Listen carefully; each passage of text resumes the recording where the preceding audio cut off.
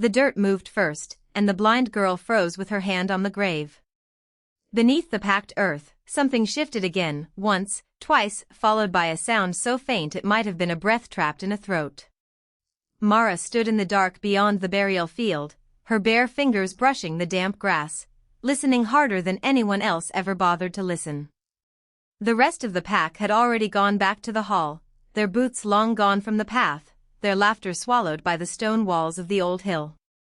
Only Mara remained near the fresh mound, because the ground had started speaking to her before the wind did. It came to her as vibration first, a shallow tremor running through the soil and into her wrist.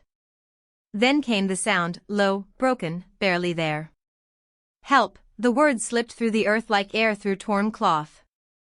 Mara's breath caught. Her linen sleeve dragged over the rough wooden marker driven into the mound, and splinters snagged her skin. She did not pull away.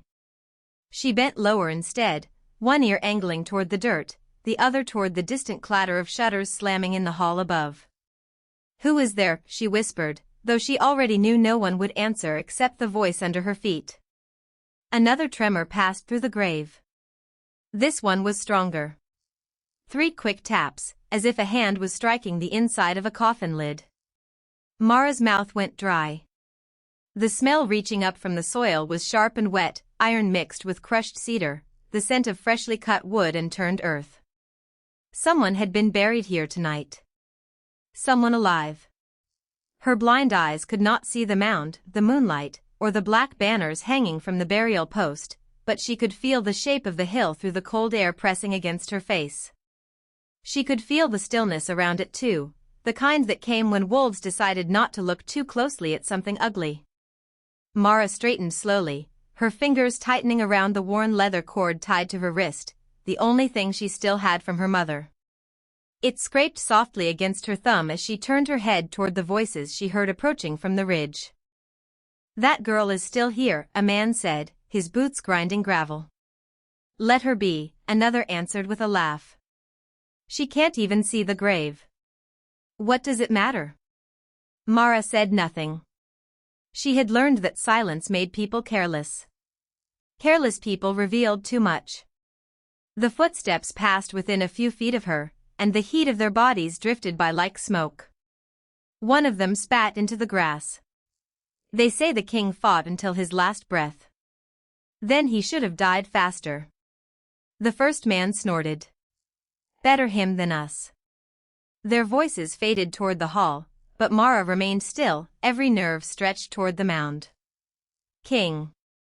The word landed in her chest with a weight she could not name. She had heard rumors all evening, sharp whispers exchanged over cups of bitter wine. The king was gone, the throne would be claimed, the pack would be stronger for it. Then the burial drums. Then the sealed coffin carried out under torchlight. Then the closed grave, hurried and unblessed. Too hurried. Mara lowered herself beside the mound, palm flattening over the damp soil. It was colder than the air. The earth answered with one weak shudder, then a silence so thin it felt deliberate. She swallowed and pressed harder, ignoring the grit that filled the lines of her hand. "If you can hear me," she said softly, "tap again." For a moment, nothing. Then, tap. Tap. Tap. 3 desperate knocks from somewhere deep below. Mara's heart lurched hard enough to hurt. She twisted toward the sound of the hall and listened. No one was coming. No one had noticed the grave moving. No one cared enough to hear it. Her free hand slid to the edge of the marker, feeling the rough carving cut into the wood. The king's name, scratched by someone impatient. Not honored. Not careful. As if the man beneath the dirt had already become an inconvenience. Mara's jaw tightened, and she knelt in the mud, her dress catching on the wet grass. "Hold on," she whispered, though she did not know if she was speaking to a king or a corpse. Her fingertips dug into the soil, searching for the seam where the earth had been packed down. It was hard and clumped from the rain, crusted over at the top but softer beneath. If she could find a way in, if the breath inside hadn't already run out, she stopped the thought before it could finish. Another low knock came from below, weaker now. Mara turned her face toward the hill, as if she could look through the dirt by force alone. The pack had called her useless her whole life. The blind girl. The burden. The one who could not hunt, could not fight, could not be chosen. They had spoken over her as if she were furniture, as if she would never notice how they shifted away when she entered a room. But she had survived by hearing what others ignored, the tremble in a liar's voice, the scrape of a hidden blade, the way fear changed a man's breathing before he spoke. Tonight, the earth itself was afraid. Mara's fingers found a loose edge of stone near the grave, and she shoved her shoulder against it. It barely moved. She tried again, bracing her feet in the mud. The stone gave a little with a harsh grind that made her flinch. Dirt spilled down the slope and into her lap. Somewhere beneath, a sound answered, faint, urgent, almost frantic. She moved faster. Her palms burned as she clawed at the packed earth, and a thin crack opened where the grave had settled unevenly. Cold air slipped through it. So did a sound she had not expected at all, a man's ragged inhale, sharp and shivering, alive. Mara went still. Then she leaned close, her cheek nearly brushing the soil. "I hear you," she said, and this time her voice did not shake. "Stay awake." From inside the grave, a voice pushed back through the crack, broken by dust and pain, but unmistakable in its command. "Do not let them bury me." Mara's hand stilled over the earth. Somewhere above the hill, a bell began to ring from the hall, one slow note, then another, calling the pack to the next ritual. And down in the dirt, the king called again, this time with enough strength to make the ground tremble beneath her knees. Mara did not let go of the soil. The crack beneath her palm breathed out colder air, carrying the sharp scent of damp earth and something metallic underneath, like old iron washed by rain. She pressed her ear closer to the broken ground and heard it again, a rough, uneven pull of breath, the kind that scraped on the way in and out. Around her, the hillside lay under a silver wash of moonlight, the grass moving in thin waves with the night wind. Behind her, the pack hall still glowed with torches, their flames snapping orange against the dark as wolves gathered for the next ritual, unaware that the ground itself was answering a voice from below.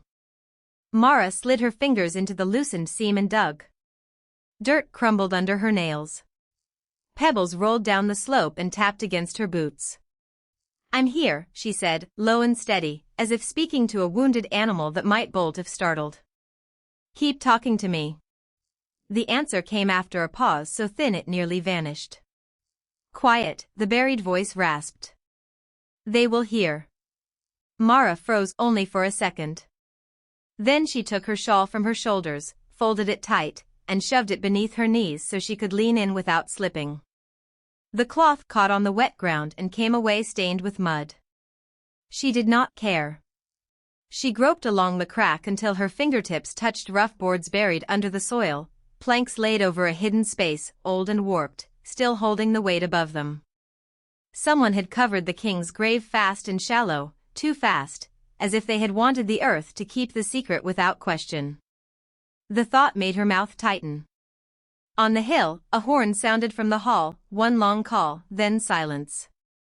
Somewhere beyond the trees, boots crunched over frost-stiff grass. The pack was moving. Mara lifted her head toward the sound, her pale eyes unfocused but fixed all the same on the shape of danger.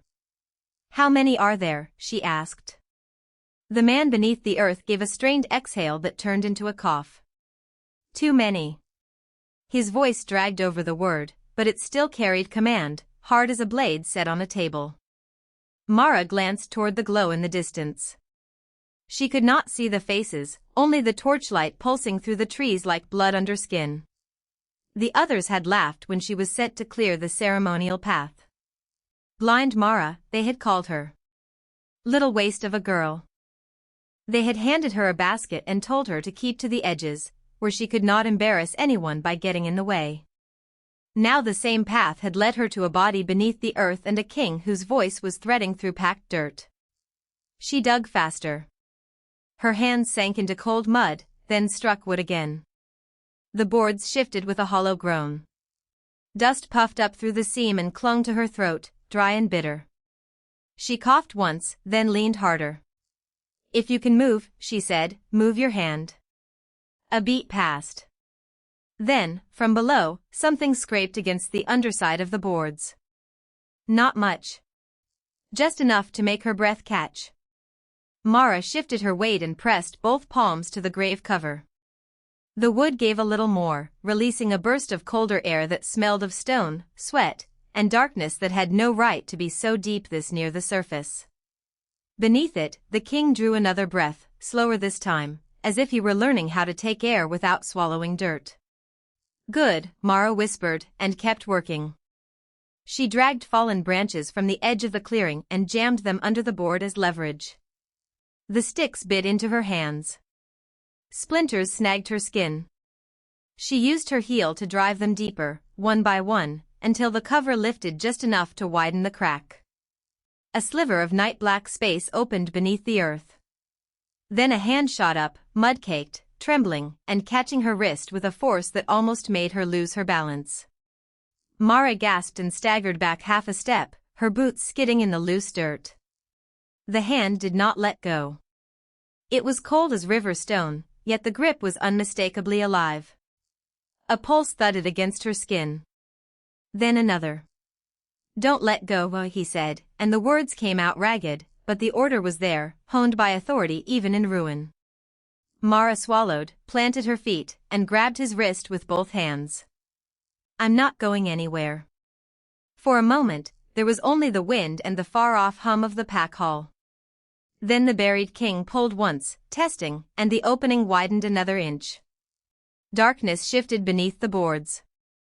A line of silver moonlight slipped through the gap and touched the edge of his sleeve, revealing fabric torn and stained with earth. Mara saw enough to know there was more than dirt under there, more than a man trapped by accident.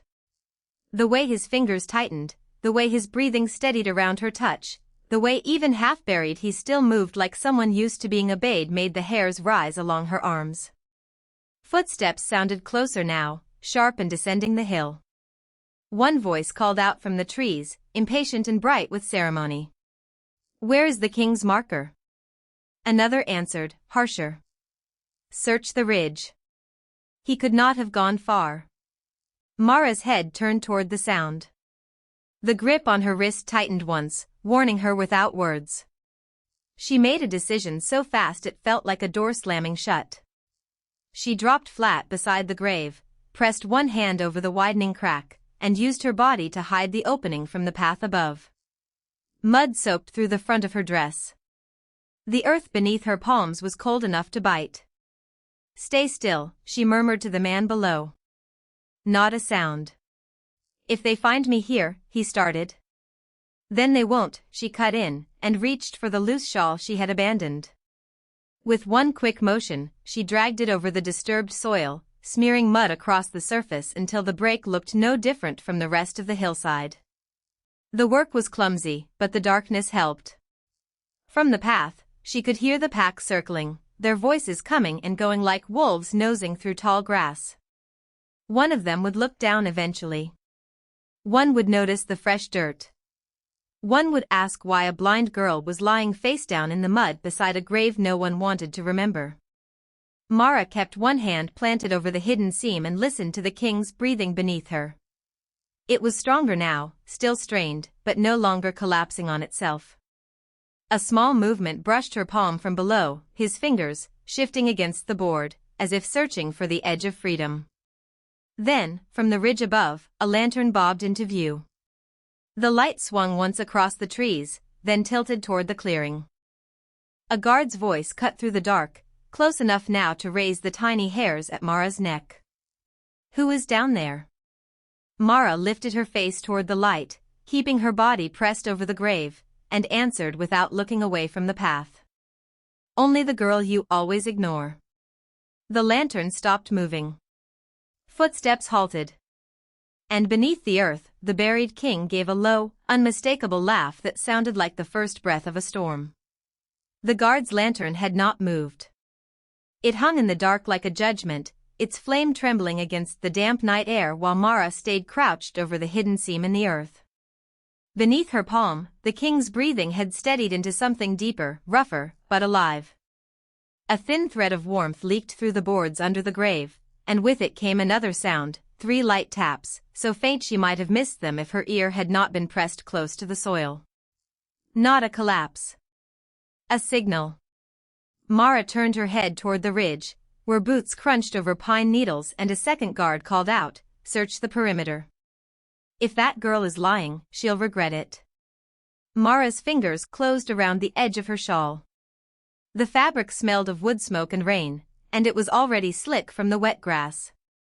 She slid one hand beneath the dirt lip, found the seam of the old burial cover, and pulled just enough to widen the gap. Cold air rushed up from below, carrying the scent of damp stone and blood iron. "Don't move," she whispered into the ground. From the dark beneath her, a voice answered her so quietly it seemed to rise through the roots. Too late for that. Mara froze. It was the king. Not a rumor, not a title, but a man speaking from under the earth as if the soil itself could not silence him. She swallowed and flattened her body tighter over the opening when a shadow fell across her boots. "What are you doing here?" the guard demanded. Mara lifted her chin toward the sound of his voice, eyes unfocused but her face calm in the way blind people learned to wear calm-like armor. "Listening," she said. "To a king no one here bothered to hear." The guard barked a short laugh. "There is no king below that grave. Only rot and superstition." Mara shifted her weight, careful not to let the plank settle back into place. The king under her gave one sharp knock against the wood, and the sound traveled through her arm like a pulse. She could feel him there, trapped and impatient, his strength pressing upward in tiny controlled bursts. The guard's boots came closer. Mara could smell the leather now, wet and sharp, and hear the faint rattle of keys at his belt. "Get away from there," he said. "The elders ordered that grave sealed for a reason." "Then open it," Mara answered. "If you're so certain nothing is there." Silence hit the clearing for half a breath. Then another voice called from farther up the slope, lower and impatient. "Leave her. She's blind. She probably wandered onto the wrong hill." The words landed like stones, but Mara did not flinch. She only shifted her knees, bracing herself over the seam as the hidden king beneath the ground made a low sound that was almost a growl and almost a laugh. The guard closest to her squinted into the dark. "You can't even see where you're standing." Mara reached into the pocket of her dress and drew out the small iron key she had found earlier at the burial site, cold and damp against her fingers. She held it up where the lantern light could catch the shape of it. "Then why does this fit the lock beneath me?"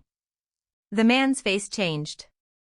She could hear it in the sudden hitch of his breath. He took one step back.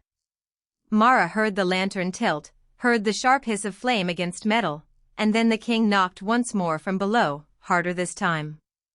The boards shuddered. Dirt shifted at the edges. The guard cursed. "What did you do?"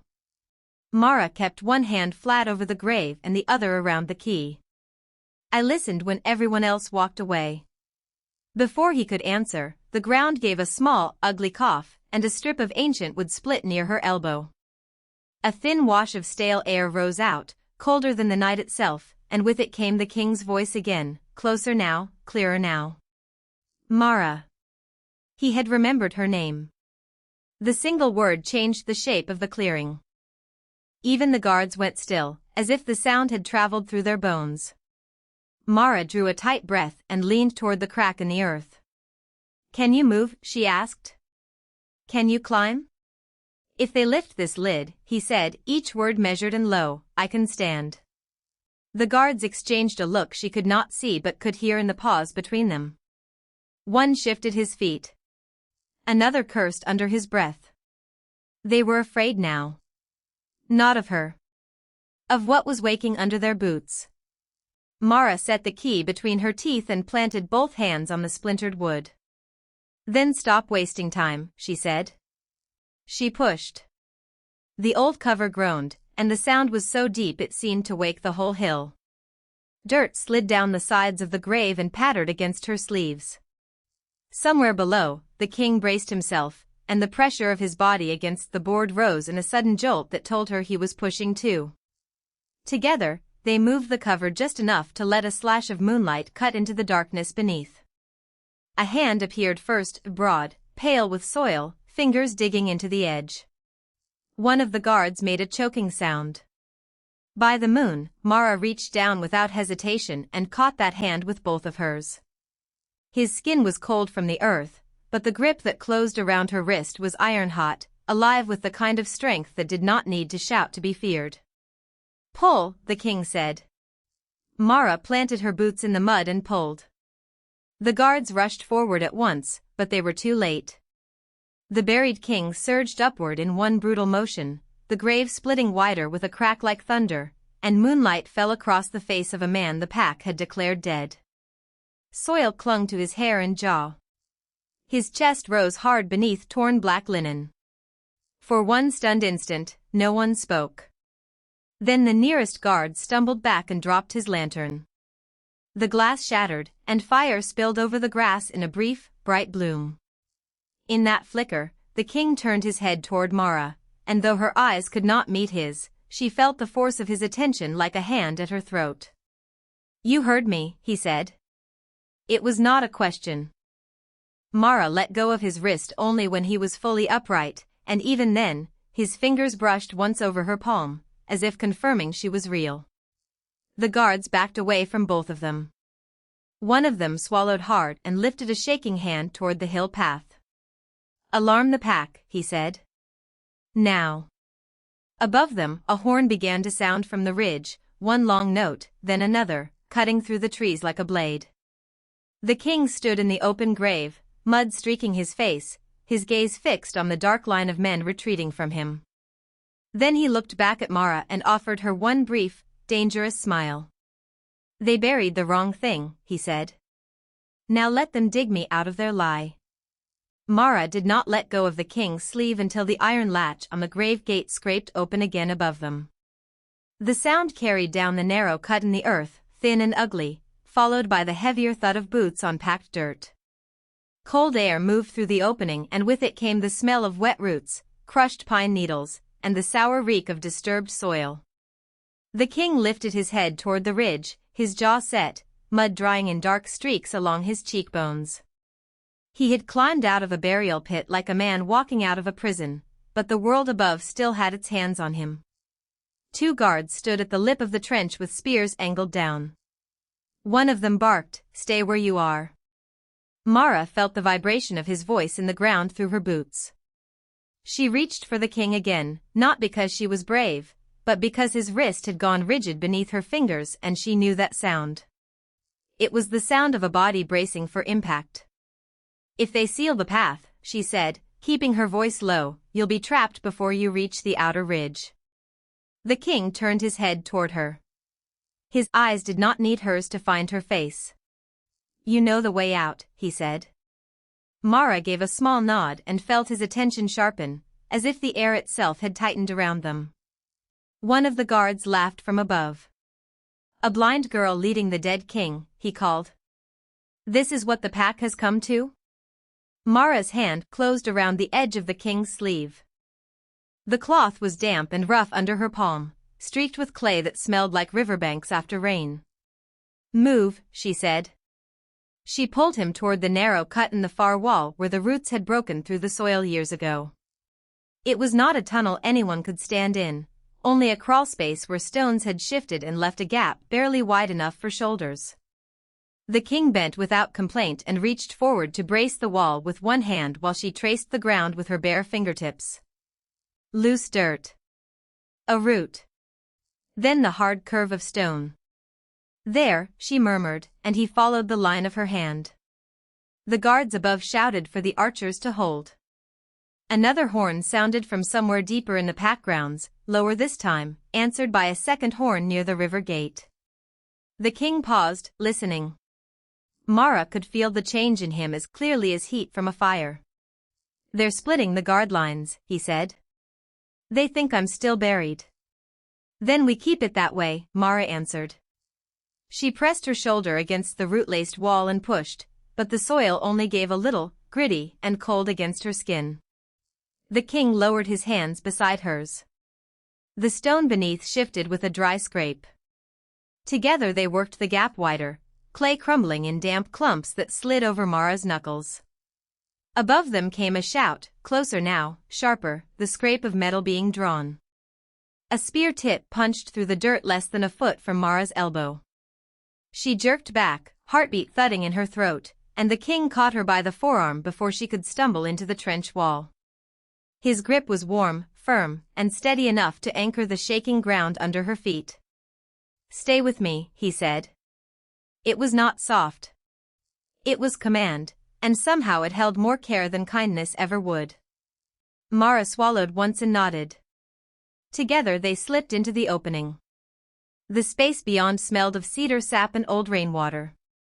The floor dropped sharply beneath them, a slanted run of roots and slick earth that led into a drainage cut beneath the hill. Mara went first, one hand on the stone, the other reaching behind her until she found the king's wrist and guided him down. The tunnel was narrow enough that their shoulders brushed every few steps. Water dripped somewhere ahead, slow and patient, and the sound helped her measure the space. 1 step. 2. A low ceiling. Then open air beneath a lattice of roots. They moved in silence until Mara heard the scrape of boot leather above them and the muffled voices of the guards sweeping the ridge. The king crouched beside her in the shadow of a fallen trunk where the drainage cut opened into a ravine choked with fern fronds and black mud. He looked back toward the burial hill, his expression unreadable in the dimness. "If they find the gate open," he said, "they will seal the whole northern run." "Then they won't find us there," Mara replied. She knelt and put her hand to the ground. The earth was colder here, soaked through from last night's rain. A stream ran under the leaves, thin as thread, and the moss under her fingertips was slick and alive. She could hear more than she could see, the distant bark of orders, the clatter of men moving uphill, the restless rustle of branches where someone had started a search line. "We need to cross before they fan out," she said. The king's head turned toward the sound of the stream. "You can track by water?" "And by wind," she said. "The hill blocks the east path. The ravine opens west." He watched her for a beat, then nodded once and rose to his full height. The movement shifted the air. Even half buried in mud and torn cloth, he carried the weight of a crown better than any polished man in the hall above. Mara felt it in the way the silence made room for him. She reached for his hand without thinking. His fingers closed around hers immediately, and together they crossed the ravine edge where the roots formed a natural bridge over the stream. Their feet slipped once on wet stone, but they made it to the far side before the first search party appeared at the top of the cut. Voices carried down through the trees. "Check the ravine," one of them shouted. Another voice answered, "The girl can't have gone far." Mara kept moving. The king did too, but not in the same direction the hunters expected.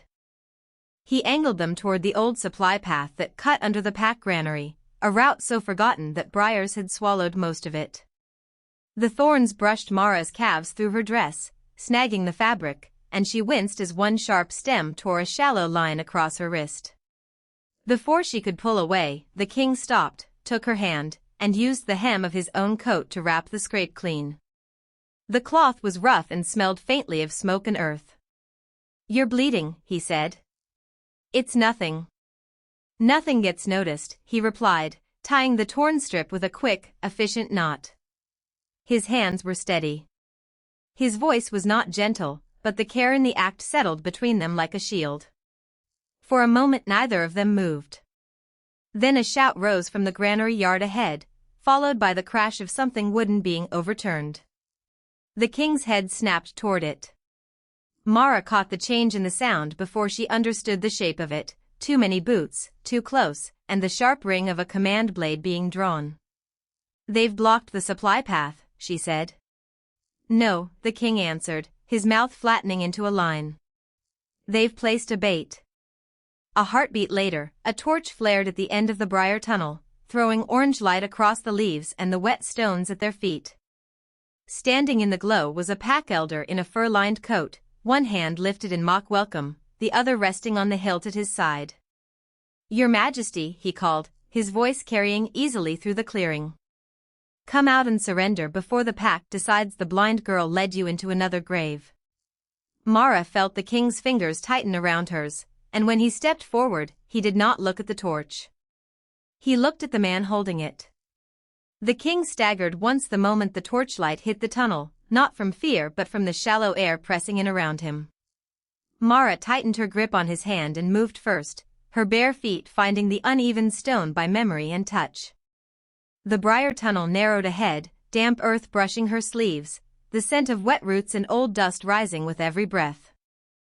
Behind them, the elder's boots scraped closer, measured and patient, as if he already knew the ground would do his work for him. "This way," Mara said, and she did not wait for permission.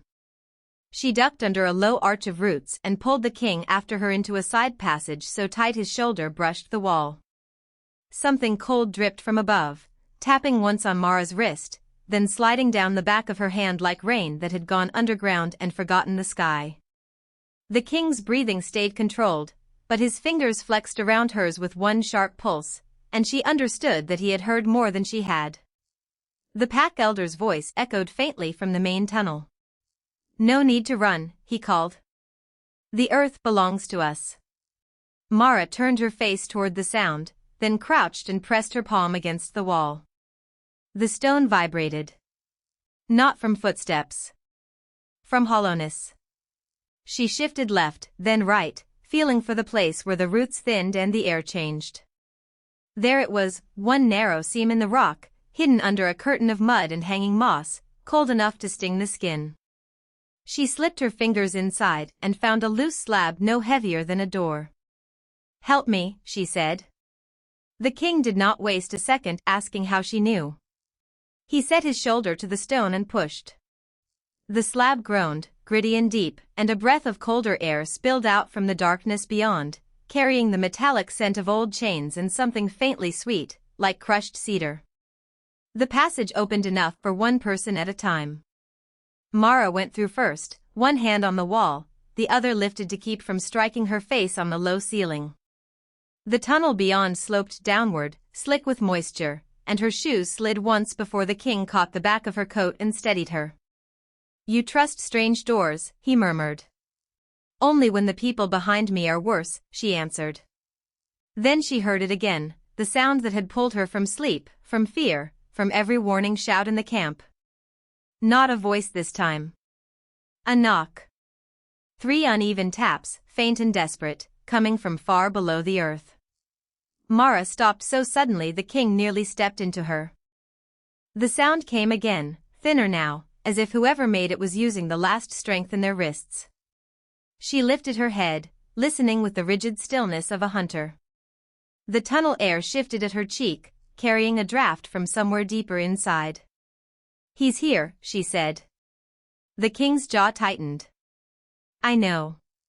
"No," Mara said, and she reached for the wall again, tracing the vibration with her fingertips. "Not nearby. Under us." They moved faster after that. The passage widened into a cramped chamber lined with stacked stone and timber braces, all of it sweating with moisture. A broken lantern lay on its side near a pile of rusted tools, and the weak flame trapped inside cast a trembling gold over the floor. In the center of the chamber sat a collapsed section of earth, freshly disturbed, the soil darker than the rest and marked by drag lines as if something heavy had been pulled across it before the cave-in. Mara knelt at once, brushing aside loose dirt with both hands. It was still warm. Not from fire, from a body. She felt the king freeze beside her. "Someone was down there recently," she said. Her fingertips closed around a strip of fabric snagged in the dirt, rough wool rubbed soft at the edges. Then came the sound again, clearer now, from beneath the collapsed earth, one low, hoarse call, barely more than air scraping through a throat. "Help!" The word struck the chamber like a blade of light. Mara's head turned toward the mound. The king was already at her side, dropping to one knee. He shoved the broken lantern aside, then pressed both palms to the soil as if he could command it to part by force alone. Dirt crumbled under his fingers. Roots snapped with dry pops. Mara grabbed the rusted tool beside the lantern, a short pry bar, its handle slick with damp, and jammed it into a seam where the ground had given way. "There's a beam under here," she said. "If it shifts, the whole thing could come down again." "Then we make it shift the right way," the king said. He braced the bar while Mara dug her hands into the loose soil around it, pulling away clumps fast enough that the grit stung her knuckles. The smell of turned earth rose thick and raw, mixed with old iron and the sourness of trapped air. Beneath it all, the voice came again, weaker now, but still there. "Please." Mara stopped for one beat, then drove her shoulder into the earth beside the beam. The king's hand landed on her back, firm and steady, and together they heaved. The support gave with a crack like splitting wood. Soil collapsed inward in a sudden shower, not enough to bury them, but enough to expose a dark hollow below. Cold air rushed up from the opening, carrying a deeper silence than the chamber had held before. Then a hand appeared through the gap. Mud-caked. Shaking. Alive. Mara caught it before it slipped back into the dark. Her fingers closed around skin cold as river stone, and beneath the dirt she felt the hard ridge of a ring, broad and unmistakable against her palm. The king went still beside her. One breath. Two. Then the hand in hers shifted, and a second shape emerged from the hole, a forearm marked by a band of gold near the wrist, tarnished with soil but impossible to mistake. Mara heard the king inhale once, sharply, like a man who had just been struck by truth. She did not yet know the shape of it, only that his grip on her tightened until the bones in her fingers ached. From the hole below came another whisper, low and broken but clear enough now to split the dark wide open. "Do not let them bury me here." The hand in Mara's grip jerked once, then steadied, and a low, breathless voice drifted up from the hole as if the earth itself were learning how to speak again. "Easy," she whispered, crouching so close the damp soil brushed her knees and the smell of wet roots filled her nose. The chamber around her held its breath. Stone clicked softly somewhere below, then a scrape of wood against dirt, slow and stubborn. Mara reached down again, her fingers sliding over mud, torn fabric, and the hard edge of that ring beneath the grime. It was heavier than it should have been, cool even through the filth, and when her thumb passed over the raised crest, the king beside her made a sound like a locked door opening in the dark. "Where did you find that?" he asked, but his voice had changed. No command in it now. Only strain. From the pit came another movement, then the faint drag of something broad and flat being shifted aside. Mara could not see it, yet she could hear it clearly, the grainy rasp of packed soil giving way, the hollow thud of wood against stone. "There's a lid," she said, turning her face toward the opening as if her blind eyes could look straight through it. "A box." The king went still. The silence after that was sharp enough to cut. Then the voice below answered, thin with effort but unmistakably calm beneath the exhaustion. "Not a box," he said. "A throne." Mara's fingers tightened on the ring. The word carried through the chamber like a spark landing on dry straw. The king stepped closer to the opening, boots scraping over the floor, and lowered himself to one knee beside her. His cloak brushed her shoulder, rough with dust, and she felt the heat of him through the fabric. "Lift it," he said, and the order was not for her. It was for the men behind him. None of them moved. So Mara did. She braced both palms against the edge of the broken stone and pushed until her arms trembled. Cold air poured up from the gap, sharp with old iron and underground damp, and beneath it came the faintest trace of cedar oil, the kind used only in royal chambers to polish carved wood and mark sacred things. Something beneath the earth had been stored with care. Hidden, not discarded. The realization passed through the room without anyone speaking it. 2 guards finally obeyed and shoved their axes beneath the slab. With a groan that made teeth ache, the stone shifted an inch. Then another. Dirt spilled over Mara's wrists, gritty and cold. The opening widened, and with it came a stranger sound, a slow inhale from below, measured and deliberate, as if the man buried beneath them had been waiting for this exact moment to breathe again. "Hold him steady," Mara said, reaching toward the edge. Her palm met the curve of a shoulder already half free of the soil, and beneath the mud she felt the rigid press of armor plates buckled together under crushed earth. Not prisoner's iron. Ceremonial armor. Royal work. The king beside her cursed under his breath, a single rough syllable swallowed fast. "That crest," he said, voice low. "It is mine." No one answered him. The chamber had gone so quiet that Mara could hear droplets falling somewhere in the dark below, one by one, onto stone. Then a larger section of the slab shifted, and a man's face appeared in the gap, smeared brown with dirt, lashes clotted with mud, mouth split by dust. He blinked against the light from the torches, and for a single terrible second he looked too weak to belong to the body that was climbing out of the earth. But then his hand came up, gripping the edge with a force that drove the old stone to creak, and Mara felt the shape of the truth before anyone said it. A king did not survive in silence like that. A king did not wear a throne beneath the soil. The man coughed once, turned his face toward her, and though she could not see his eyes, she felt them land on her like warm metal. "You came," he said. Those two words landed harder than any shout. Around them, a guard stumbled backwards so quickly his boot struck the wall. The king in the chamber rose halfway, then stopped as if a chain had caught his throat. "Who are you?" he demanded. The buried man did not look at him. He kept his attention on Mara, as though she were the first living thing he had seen in a month. "The one you left under your throne room," he said, and there was no anger in it, only a quiet that made the room shrink around the sentence. One of the guards reached for his lantern, bringing its flame closer. The light slid over the man's shoulder and caught on the ruined embroidery at his collar. Gold thread. A crest. The same crest stamped in the ring Mara still held. The king's breathing changed. Shorter now. Frayed. "Impossible," he said, and yet he did not step away. He stepped toward the opening instead, as if some part of him needed proof that could touch. Mara moved first. She slid one arm beneath the man's elbow and braced herself while the guards lifted the slab farther. Soil rained down her sleeves. The scent of damp limestone rose thick and raw, and the buried man's weight came into her with a tremor of living heat. He was shaking, but not from weakness alone. From restraint. From having endured too long without being heard. "Easy," she said again, and this time it was not for him but for the room, for the men, for the history pressing down around them. The king knelt too, his own hands hovering uncertainly in the torchlight. "If you are who I think you are," he said, each word clipped, "then every law in this keep has just changed." The buried man's mouth twitched, almost a smile, and then he turned his head toward the old stone wall, listening to something beyond the chamber.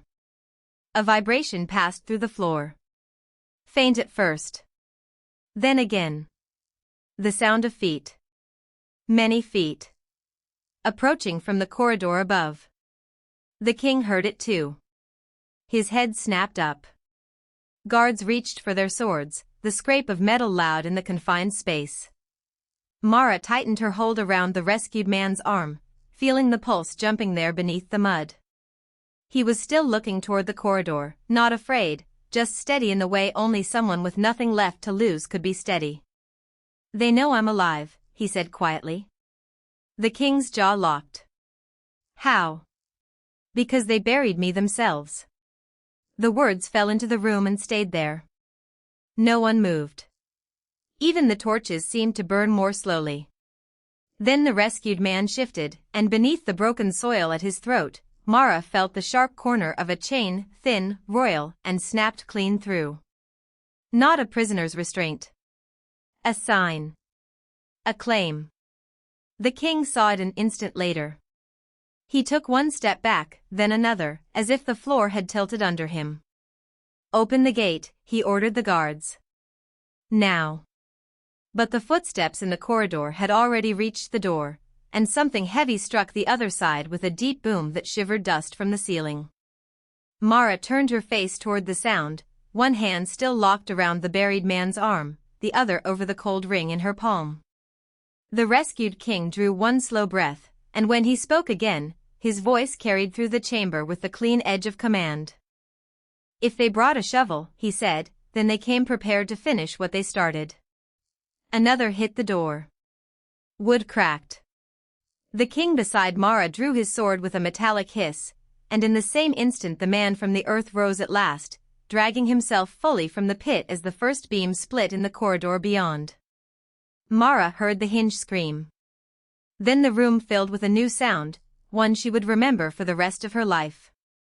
The buried king, standing in dirt and torchlight, gave a low, iron-hard order toward the door. "Tell them I'm home." The chamber was too small for the sound that rose inside it. Dust drifted in pale sheets through the torchlight, and every beam in the ceiling seemed to tremble with the force of the king's voice. Mara stood near the broken pit, her fingers still wrapped around the cold ring she had pulled from the soil, while two guards backed toward the cracked stone archway with their blades raised and their boots scraping grit across the floor. One of them shouted for reinforcements. The other kept glancing at the man who had crawled out of the earth as if the sight itself might bite him. The buried king did not move from the pit's edge. He stood in a coat of black soil and shredded linen, the torchlight catching on the wet sheen of rainwater in his hair and the hard line of his jaw. He looked like someone dragged from a grave and returned to the world with a purpose. "You heard me," he said, his voice low enough to cut through the pounding at the door. "Lower your weapons. Now." The guards hesitated. Mara could hear it in the room, the tiny, brittle pause before obedience or disaster. Then the king beside her stepped forward, sword angled down, and pressed the blade against the nearest guard's wrist just enough to stop the man's hand from lifting. Steel rang softly against steel. "If you want to live," he said, "you'll decide quickly." The guard's breath hitched. In the tight silence that followed, Mara turned her face toward the sound of footsteps rushing in the corridor beyond the door. Their rhythm was frantic now, close and sharp, and somewhere above them a second set of stones shifted, sending down a faint trickle of dirt that tapped against the floor like rain. The king took one step toward the archway, then another, moving with the unsteady caution of someone whose body had been trapped too long under the earth. When he passed Mara, the smell of damp soil and cold iron followed him, and with it a trace of cedar smoke that did not belong in a tomb. He stopped just beyond her shoulder. "You," he said quietly. Mara tightened her hand around the ring. "I can hear them," she answered, her voice small in the cavern but steady. "More than one. They're coming from the east corridor." A short silence met that, and then the king turned his head as if studying her for the first time rather than the first rescue. "You know the layout?" he asked. "Only what I can hear." "Then listen carefully." His boot scraped once on the stone. "If the door falls, we do not stay here." Another slammed into the wood from the other side, hard enough to shake a thin shower of dust from the lintel. The king beside the door shifted his stance and shouted something low to the men outside, a command too muffled for Mara to make out. The buried king lifted his hand, palm open, and the nearest torch guttered as if the air had changed shape around it. Shadows moved over the walls in long uneven strokes. "There's a passage," he said, and Mara felt the words more than heard them, carried on the close heat of his breath. "Old service stairs beneath the altar." "Who showed you this room?" Mara did not answer at once. Her thumb found the raised edge of the ring again, worn smooth by years of handling. "No one showed me," she said. "I heard the wall breathe." For a moment, the king said nothing. Then, very faintly, she caught the shift of his weight, the small pause of a man who had expected mockery and found something else. Before he could speak again, the door burst inward with a crack of splintering wood and the hot rush of night air. Torch flames leaned sideways. Two figures flooded into the chamber, boots thudding hard on stone, their armor catching the light in jagged flashes. The king beside Mara moved first. His sword flashed once, not toward flesh, but to drive the men back long enough for the buried king to seize Mara's wrist and pull her away from the center of the room. His hand was rough with dirt and strong enough to steady her without pain. "Left," he said. "Take the blind one left." Mara did not ask how he knew. She trusted the direction of his voice and the pressure of his grip. They crossed the chamber in 3 quick strides, the floor cold beneath her soles, the air thick with dust and old wax. She heard one guard stumble over the fallen doorframe. Then another voice rang out from the corridor, sharper than the rest. "He's alive." The words hit the room like a thrown blade. More boots rushed in answer. The buried king cursed under his breath and shoved the hidden panel in the wall with his shoulder. Stone groaned. A seam opened with a grinding hiss, releasing a stale draft that smelled of wet limestone and rusted hinges. Mara caught the edge of the passage with her free hand and felt the rough bite of age-worn stone under her fingertips. The king pushed her inside first. "Keep moving," he said. "Do not stop for anything." She stepped into darkness so complete it felt solid. Behind her, the chamber erupted in shouts. Metal struck stone. A guard yelled for the men to seal the entrance. Another voice barked that the king had been found. Mara moved down the narrow stair with one hand brushing the wall, each step uneven and slick with old damp. The air changed quickly below ground, becoming cooler, wetter, carrying the mineral scent of earth and the faint metallic tang of stagnant water. The buried king followed close behind her, close enough that she could feel his sleeve brush the back of her wrist when the corridor bent. Above them, the sounds of pursuit began to echo, muffled by thick stone. "How far?" he asked. 20 steps, she said, counting the drops in the floor by touch and echo. Then a turn. Then another door. "And you know that because?" "Because I've been sent into too many places people didn't expect me to leave." The words came out before she could weigh them, and the passage held them for a heartbeat, soft and plain in the dark. The king did not answer with pity. His breath shifted once, and then his hand found the back of her shoulder, guiding her around a sharp stone lip in the wall. The contact was brief, firm, and exact. Ahead, the stairs opened into a low corridor lined with collapsed shelves and old clay jars. One jar lay broken on the floor, and the smell of dried herbs rose up from it, sharp enough to sting the nose. Mara paused, listening. Nothing but the distant thunder of fists on the hidden door above. Then something else.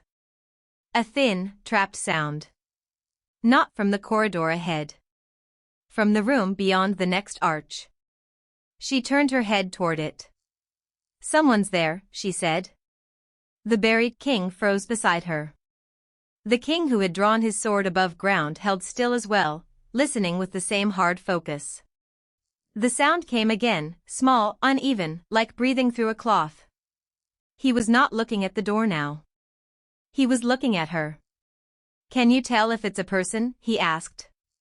Mara lifted her chin, letting the silence settle around her. The scent drifting from the archway was faint but unmistakable, sweat, old blood, and the bitter trace of fear. She placed her palm against the doorframe and felt the vibration in the wood. "Yes," she said. "And they're waiting for us." The buried king's jaw tightened. The torch in the passage flickered, throwing his shadow long across the wall. Then he drew a slow breath, looked toward the unseen figure beyond the arch, and made a decision that changed the air in the corridor. "Open it," he said, "but stay behind me." Mara's bare feet found the edge of the chamber before her hands did.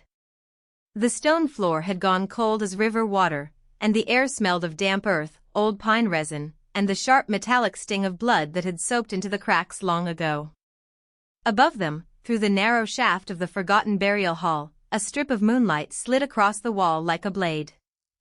The buried king stood close enough that she could hear the rough pull of his breath, and close enough that she could feel the weight of his body shifting beside her whenever the corridor beyond answered with a distant scrape.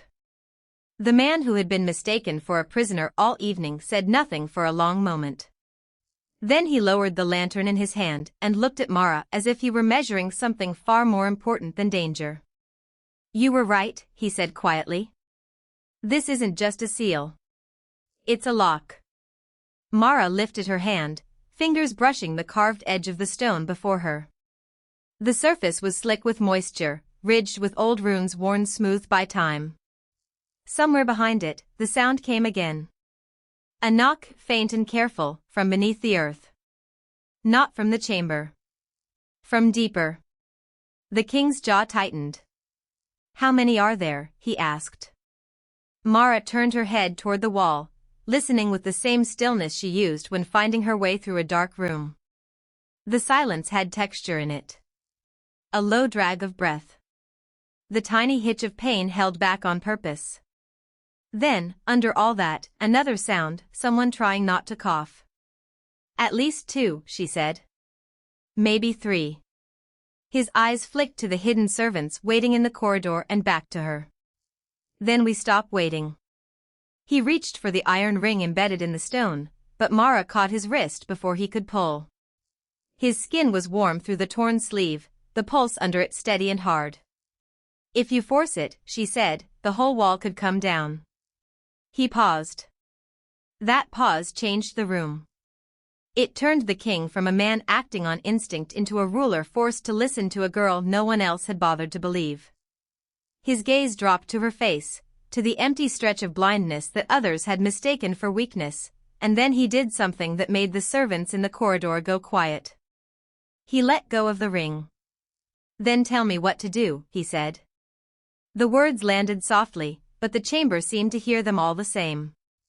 Mara drew in a slow breath. The scent of dust rose as she crouched and pressed her palm flat to the base of the wall. The stone was colder near the floor, and there, barely there, she felt a tremor, not from the wall itself but from the hollow behind it. A hidden space. Not sealed completely. There's a gap, she said. Near the bottom. A narrow one. She slid her fingers along the seam until they caught on something rough. A sliver of iron. The king knelt beside her, his cloak brushing the floor with a dry whisper. He did not ask her to move. Instead, he braced one shoulder against the wall and slipped 2 fingers into the crack she had found. His breath came slower now, controlled. On 3, he said. Mara nodded once. Above them, somewhere in the burial passage, a stone shifted with a hollow groan. Dust sprinkled down from the arch, catching the torchlight like ash. 1. Mara planted her feet. 2. The buried king tightened his arm against the seam. 3. They pulled together. Nothing moved at first. Then the hidden mechanism answered with a deep, reluctant grind that rolled through the floor and into Mara's knees. The smell of trapped air burst out through the crack, stale, wet, and suffocating, like a room that had not seen light in years. A servant at the doorway gasped. The stone gave another inch. And then, from inside, a voice shouted something muffled and desperate. The king swore under his breath and yanked harder, muscles straining under the torn fabric of his sleeve.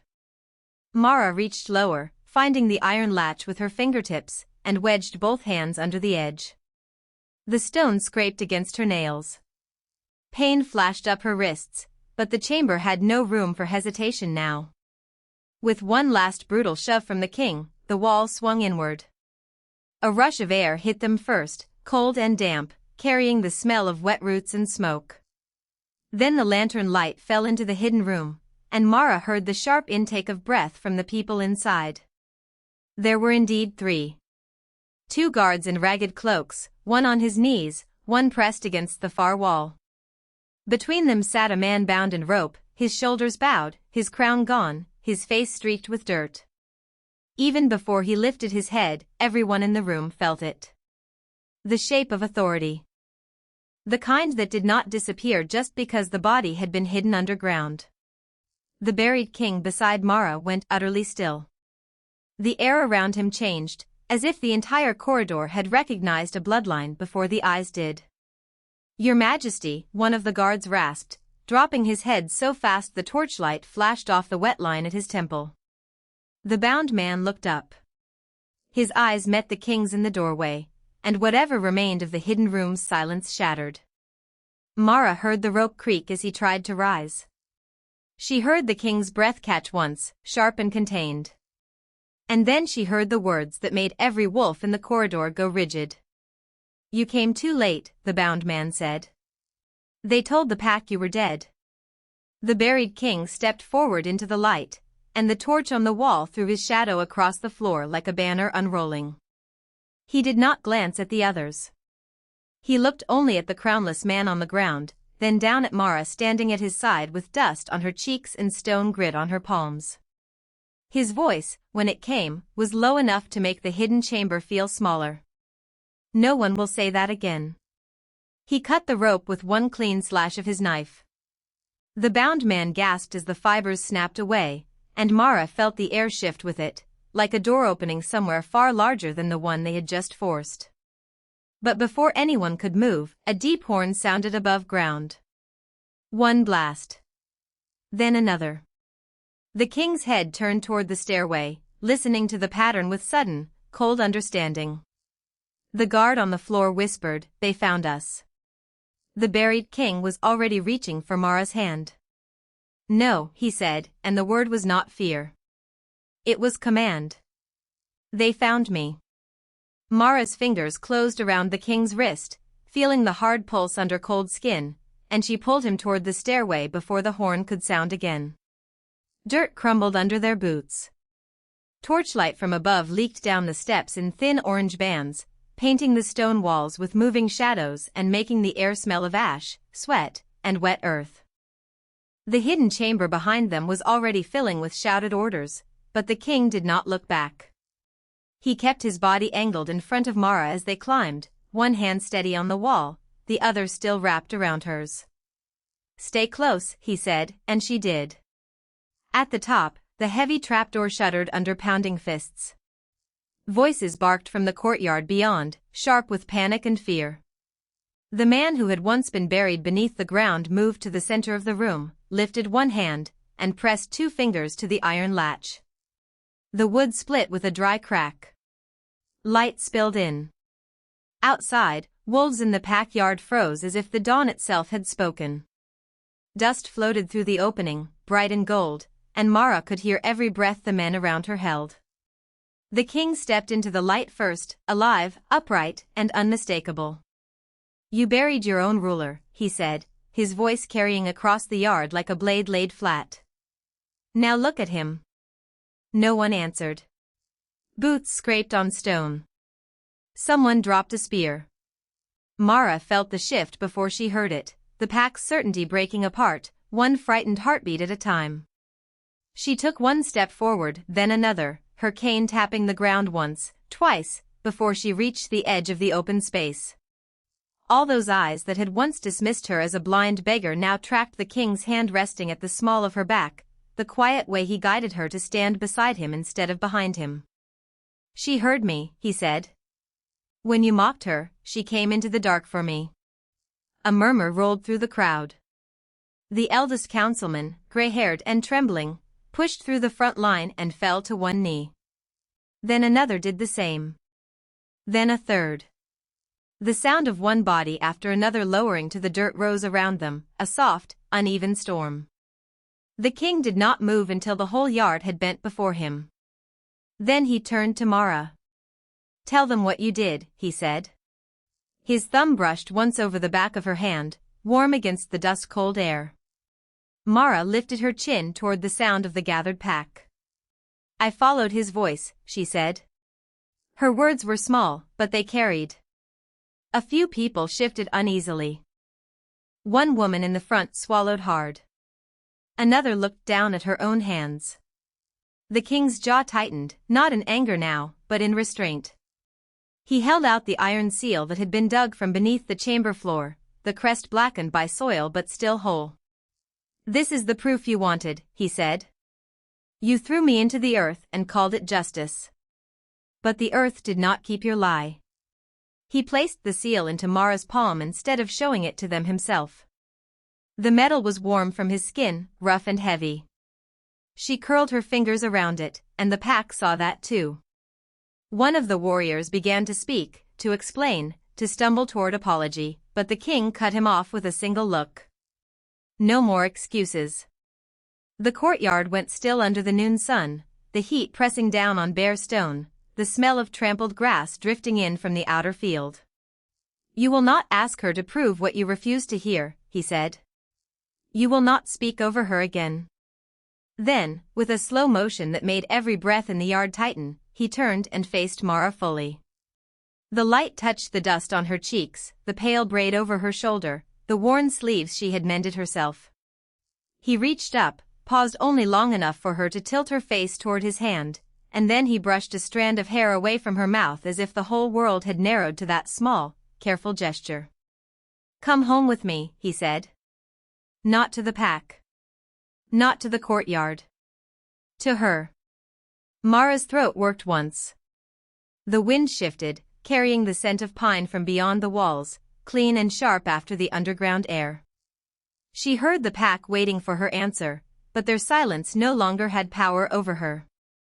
Her fingers tightened around the seal. Only if the door stays open, she said. A low sound moved through the king's chest, almost a laugh, almost a vow. It will stay open. He took off the dark cloak from his shoulders and draped it over her, the fabric heavy with warmth and the faint scent of cedar and smoke.